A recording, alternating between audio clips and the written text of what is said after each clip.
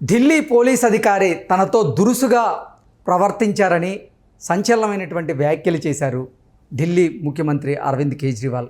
గతంలో తమ నేత మనీష్ సిసోడియాను కూడా లాక్కెళ్ళింది అదే పోలీస్ అంటూ కూడా ఆయన మీద ఆరోపణలు చేసిన నేపథ్యంలో ఈ అంశానికి సంబంధించి మనతో మాట్లాడేందుకు ప్రముఖ రాజకీయ విశ్లేషకులు కృష్ణకుమారి గారు మనతో ఉన్నారు. మేడంతో మాట్లాడదు. మేడం నమస్తే. మేడం, ఢిల్లీ పోలీస్ తన పైన దురుసుగా ప్రవర్తించారని గతంలో అదే పోలీస్ ఆఫీసర్ తమ నేత అయినటువంటి మనీష్ సిసోడియాపై కూడా దురుసుగా ప్రవర్తించి ఆయన లాక్కి వెళ్ళారు అంటూ ఆరోపణలు చేశారు ఢిల్లీ ముఖ్యమంత్రి అరవింద్ కేజ్రీవాల్. ఏంటి మేడం, ఈ కేసులో ఎందుకు ఆయన ఇటువంటి ఆరోపణలు చేయాల్సి వస్తుంది అంటే ఏం చెప్తారు? ఇక్కడ ఢిల్లీలో ఒక ప్రత్యేక పరిస్థితి ఉంటుంది. కేంద్ర ప్రభుత్వం అధీనంలో పోలీస్ వ్యవస్థ ఉంటుంది. దానివల్ల వాళ్ళకి డైరెక్ట్గా అక్కడి నుంచి ఆదేశాలు వస్తాయి. అదే మన రాష్ట్రంలో ఒక సీఎం మీద ఏదైనా ఒక చర్య తీసుకోవాలి అంటే మన పోలీసులు అంత సాహసం చేయరు, ఢిల్లీలో చేస్తారు. పైగా అసలే కోతి ఆ పైన కళ్ళు దాగింది అన్నట్లు అసలే ఢిల్లీ పోలీసులు. పైగా వాళ్ళకి ఎల్లమన్నది ఎవరి మీదకి?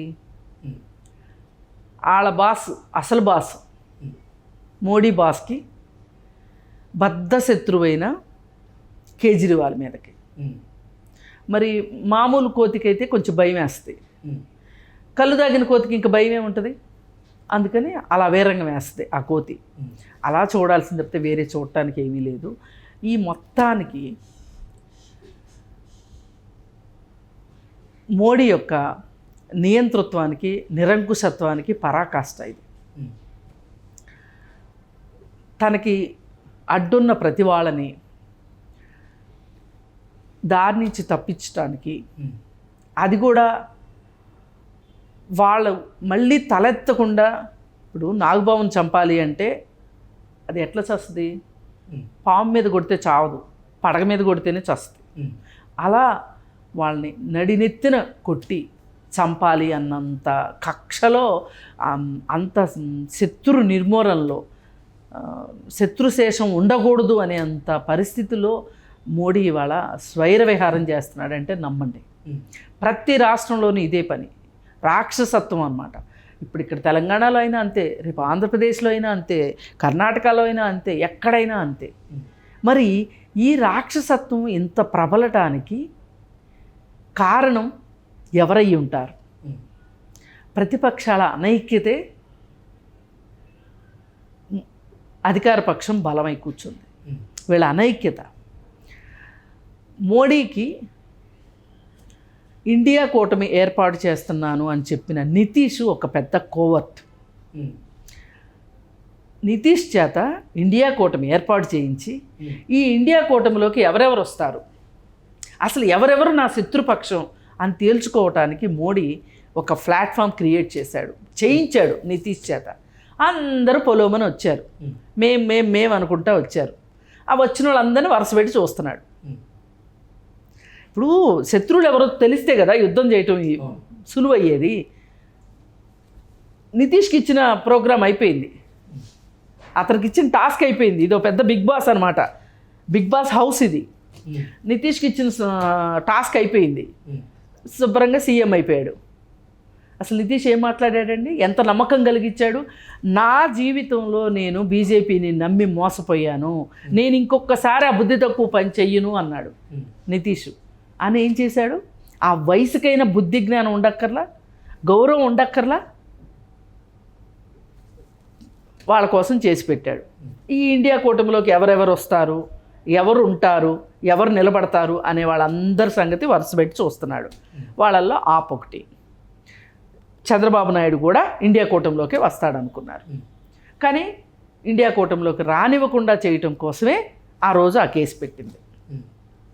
ప్రతి రాష్ట్రంలోనూ ఎవరైతే తనకి ఎదురొస్తారు అనుకున్న వాళ్ళందరి మీద ఆ రాష్ట్ర ప్రభుత్వంని చేజిక్కించుకుని, అంటే వాళ్ళ ద్వారా ఇప్పుడు ఆంధ్రప్రదేశ్లో ప్రతిపక్ష నాయకుడి మీద కేసు ఎవరు పెట్టగలుగుతారు?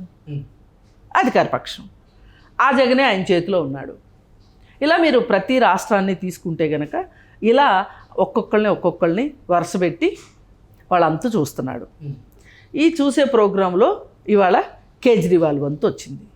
ఈ కేజ్రీవాల్ వీళ్ళలాంటి మామూలోడు కాదు, అతన్ని డబ్బులతో కొనలేము. అందుకని అతని కిందున్న వాళ్ళని డబ్బులతో కొంటే ఎలా ఉంటుంది అని ఆలోచించారు. ఆ కిందున్న వాళ్ళకి మనీ ట్రాప్ వేశారా, హనీ ట్రాప్ వేశారా, ఏ ట్రాప్ వేశారో తెలియదు, కానీ వాళ్ళనైతే ట్రాప్ చేశారు. ఆ ట్రాప్ చేయడానికి ఉపయోగపడిన పెద్ద మనుషులు ఎవరెవరు అంటే గనక కవిత, మాగుంట శ్రీనివాసరెడ్డి, అరవిందో హరీష్ చంద్రారెడ్డి, అలాగే ఇంకా ఎవరో నాయర్లు, వీళ్ళు చాలామంది ఉన్నారు. అసలు వీళ్ళందరినీ ఇంత తొందరగా అప్రూవర్లుగా, ఒక కేసులో ఒకరు అప్రూవర్ అవుతారు, ఇద్దరు అప్రూవర్లు అవుతారు, ఇంతమంది అప్రూవర్లు అవుతారా? వీళ్ళందరి చేత కేజ్రీవాల్ పేరే చెప్పించారు. అంటే దీని అర్థం ఏంటి? ఇది ఒక పకడ్బందీ కుట్రనే కదా. ఈ పకడ్బందీ కుట్రల్లో కేజ్రీవాల్ని ఇరికించటం కోసం ఎంతమందిని వాడారు, ఏం వాడారు, ఎలా వాడారు అన్నది ఈ సంవత్సర కాలం నుంచి పేపర్లో వస్తున్న వార్తలే తార్కాణం దానికి. ఇక చివరికి పతాక స్థాయికి వచ్చింది వ్యవహారం. పతాక స్థాయిలో కేజ్రీవాల్ని అరెస్ట్ చేశారు. ఇప్పుడు కవితను కూడా అరెస్ట్ చేయకోకుండా కేజ్రీవాల్ని అరెస్ట్ చేశారనుకోండి, అప్పుడు ఏమనుకుంటారు? ఇది కుట్రని నమ్ముతారు కదా. అందుకని కవితను కూడా అరెస్ట్ చేసి, అలాగే మాగుంట శ్రీనివాసరెడ్డి కొడుకు రాఘవరెడ్డిని అరెస్ట్ చేసి, అలాగే అరవిందో హరీష్ చంద్రారెడ్డిని అరెస్ట్ చేసి, వీళ్ళందరి చేత వాళ్ళకి కావాల్సిన స్టేట్మెంట్ ఇప్పించుకుని కేజ్రీవాల్ని ఇరికిచ్చారు. ఇప్పుడు వీళ్ళందరికీ పోయింది ఏమీ లేదు. కవిత 4 రోజులు జైల్లో ఉంటుంది, మాగుంట రాఘవరెడ్డి 4 రోజులు జైల్లో ఉన్నాడు. ఇది జీడిపాకంలాగా సాగుతూనే ఉంటుంది కేసు. హరీష్ చంద్రారెడ్డి జైల్లో ఉండొచ్చాడు. కానీ ఇక్కడ ఎవరికి ఎక్కువ నష్టం? ఈ దేశానికి ఎక్కువ నష్టం కేజ్రీవాల్ని లేకుండా చేయటం. ఇదే బుద్ధి జ్ఞానం గనక కేజ్రీవాల్కి, కాంగ్రెస్ వాళ్ళకి ముందు నుంచి ఉండున్నట్లయితే గనక వీళ్ళు సీట్ల కోసం, వీటి కోసం, వీళ్ళ ఈగోల కోసం, పర్సనల్ ఈగోల కోసం వెళ్ళకోకుండా నేనే పెద్ద నాయకుడిని అనుకోకుండా ఉన్నట్లయితే మోడీకి ఇంత కాళ్ళు వచ్చాయి కాదు ఇవాళ. అందుకే రాజకీయాల్లో హత్యలు ఉండవు, ఆత్మహత్యలు అనేది ఇందుకే. వీళ్ళు కలిసికట్టుగా ఉన్నట్లయితే గనక ఇలాంటి పని జరిగి ఉండేది కాదు. ఏ రోజైతే కర్ణాటకలో కాంగ్రెస్ గెలిచిందో అది కాంగ్రెస్ బలంతో గెలవల, బీజేపీ కూడా ఊహించలా. అక్కడ సమాజం నిలబడింది. ఎలా? బీజేపీకి వ్యతిరేకంగా. ఆ సమాజాన్ని సన్నద్ధం చేసింది ఎవరు అంటే సామాజికవేత్తలు, అక్కడ వాళ్ళు. కర్ణాటకలో సౌత్లో అందరికంటే ఎక్కువ నష్టపోయింది బీజేపీ వల్ల కర్ణాటక రాష్ట్రమే. సహజ వనరులన్నీ దెబ్బతిన్నాయి. ఒక 4 గొప్ప మహానాయకుల్ని కోల్పోయింది ఆ రాష్ట్రం. 4 చంపేశారు వాళ్ళు. గోవింద పన్సరే మహారాష్ట్ర అయినా కానీ బోర్డర్స్, అలాగే నరేంద్ర దబోల్కర్, అలాగే కల్బుర్గి, గౌరీ లంకేష్, వీళ్ళని చంపేశారు. అలాగే గాలి జనార్దన్ రెడ్డి, యడ్యూరప్ప కలిసి ఆ రాష్ట్రాన్ని నంజుకుని తిన్నాయి. పోయినసారి కాంగ్రెస్ గవర్నమెంట్ వస్తే కూడా కాంగ్రెస్ గవర్నమెంట్ని పడగొట్టి బీజేపీ గవర్నమెంట్ ఏర్పాటు చేసింది కదా. మరి అలాంటప్పుడు అలాంటి రాష్ట్రంలో గమనించారు ప్రజలు నిలబడ్డారు కాంగ్రెస్ కండగా. ప్రజల వెనక కాంగ్రెస్ వెళ్ళింది, కాంగ్రెస్ వెనక ప్రజలు రాలా అక్కడ. అయితే ఆ మార్పుని ఇక్కడ చూశారు తెలంగాణలో. పైగా ఒక గట్టి నాయకుడు వాళ్ళ ముందు నిలబడ్డాడు. ఇక్కడ గెలిచారు, రేవంత్ రెడ్డి గెలిచాడు. ఈ రేవంత్ రెడ్డి గెలిచిన తర్వాత, ఇక్కడ వాతావరణం చూసిన తర్వాత, కర్ణాటక వాతావరణం చూసిన తర్వాత, ఇక్కడ తెలంగాణ వాతావరణం చూసిన తర్వాత మోడీకి భయం వేసింది. ఆంధ్రాలో నా పరిస్థితి ఏంటి అని. ఆంధ్రాలో నేను ఎట్లా, నా మార్క్ నాకు ఉండాలి అనుకున్నాడు.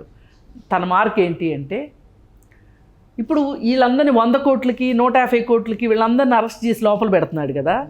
మరి జగన్మోహన్ రెడ్డిని ఎందుకు అరెస్ట్ చేయట్లా? జగన్మోహన్ రెడ్డిని అరెస్ట్ చేస్తే అక్కడ బాగుపడేది ఎవరు, బలపడేది ఎవరు? తెలుగుదేశం. తెలుగుదేశం కనుక బలపడింది అంటే గనక తన మాట వింటదా? వినదు. వినదని ఎన్నోసార్లు చంద్రబాబు నాయుడు నిరూపించాడు. అందుకని జగన్మోహన్ రెడ్డిని అరెస్ట్ చేయకోకుండా అతని మీద ఉన్న అభియోగాలకి అతని ఆస్తులన్నీ అతనికి ఇస్తా, అతను ఒక పక్క నుంచి మేపుతూ, అందులోంచి కొంత భాగం తను తీసుకుంటూ జగన్మోహన్ రెడ్డిని అడ్డంగా పెట్టి బూచిగా చూపించి చంద్రబాబు నాయుడిని లొంగ తీసుకున్నాడు ఆ కేసుని అడ్డం పెట్టుకుని. అంటే ఇతను బీజేపీయేతర రాష్ట్రాల్లో ప్రతి రాష్ట్రంలోనూ అది కాంగ్రెసా ప్రాంతీయ పార్టీయా అనేది చూసుకోకుండా వాళ్ళందరి మీద ఎంతటి నియంతృత్వం సాగిస్తున్నాడో నేను అందుకు చెప్తున్నా. దీనికి ఆప్ మాత్రం లేదంటే కేజ్రీవాల్ మాత్రం ఎట్లా మినహాయింపు ఉంటుందండి? అయితే ఢిల్లీ పోలీసులు నిజంగా కేజ్రీవాల్ పట్ల దురుసుగా ప్రవర్తించారు. ఖచ్చితంగా ప్రదర్శిస్తారు. వాళ్ళకున్న ఆదేశాలు అలాంటి. అసలోడే చెప్తుంటే వీళ్ళకేం పోయిందండి? పైగా కేజ్రీవాల్ ఇప్పుడు ఎట్లా ఉందంటే ఢిల్లీలో బీజేపీ పార్టీ తన పట్టు ఉండాలనుకుంటుంది. ఎందుకంటే కేంద్ర ప్రభుత్వంలో తను ఉండగా తన చంకలో ఇంకొకటి ఎక్కితే ఎందుకు ఊరుకుంటుంది? ఒక రకంగా చెవిలో జోరీగలాంటోడే. ఢిల్లీలో వేరే వాళ్ళు అధికారంలో ఉన్నారు అంటే కేంద్ర ప్రభుత్వంలో ఏ పార్టీ ఉన్నా సరే ఆ పార్టీ కాకుండా ఇంకొక పార్టీ ఉంది అంటే అది చెవిలో జోరేగే. ఏంటి నీ పక్కన నువ్వే అధికారం తెచ్చుకోలేదు కానీ దేశం అంతా వెళ్తున్నావా అని ఎగతాళి చేస్తారు కదా. ఎవరో చేయకపోయినా వీళ్ళకు ఉంటుంది కదా ఆ బాధ ఏదో. అందుకని పైగా కేజ్రీవాల్ కూడా పరిపాలన బాగా చేస్తున్నాడు. స్కూలింగ్ వ్యవస్థను ఎంత బాగు చేశాడు. ఇప్పుడు ప్రపంచం మొత్తం ఢిల్లీ స్కూలింగ్ వ్యవస్థ గురించి మాట్లాడుకుంటుంది. మరి ఇలా ఉపేక్షిస్తే అసలు తనకి అడ్డే ఆపై కూర్చుంటుంది. ఇప్పుడు ఆప్ మీదకి ఓవైసీని వాడాడు, కాంగ్రెస్ మీదకి ఓవైసీని వాడాడు, అసదుద్దీన్ ఓవైసీని వాడాడు. ఇప్పుడు గుజరాత్లో లేకపోతే ఆపన్ను కాంగ్రెస్ కలిస్తే గనక బీజేపీ ఎట్లా గెలిచేదండి గుజరాత్లో? ఒకవేళ ఎక్కడ గెలుస్తుందోనని గుజరాత్ వెళ్ళి పోటీ చేశాడు ఈ పెద్ద మనిషి. అందుకే ఈ పెద్ద మనిషి మీద ఈడీ లేదు, బోడీ లేదు, ఏమీ లేదు ఓవైసీ మీద. ఇట్లా ఎక్కడికక్కడ తనకి అడ్డొస్తారు అనుకున్న వాళ్ళందరినీ నిర్దాక్షిణ్యంగా చట్ట వ్యతిరేకంగా రాజ్యాంగ వ్యతిరేకంగా తొలగించుకుంటూ వెళ్ళిపోతున్నాడు అప్రతిహాతంగా. ఇది ఒక చూస్తూ ఉంటే మొత్తం భారతదేశానికి బీజేపీ మేఘాలు కమ్ముకున్నాయా అన్నంత పరిస్థితి తీసుకొచ్చి దీనిలో మంచివాళ్ళు చెడ్డవాళ్ళు, ఇలాంటి లాబీదారులు, కవిత లాంటి వాళ్ళు, లేదు అంటే ఇంకొకరు అందరూ తెలుసో తెలియకో తలా ఒక చెయ్యేశారు బీజేపీని పెంచడానికి. అందుకే ఈరోజు అందరూ అనుభవిస్తున్నారు.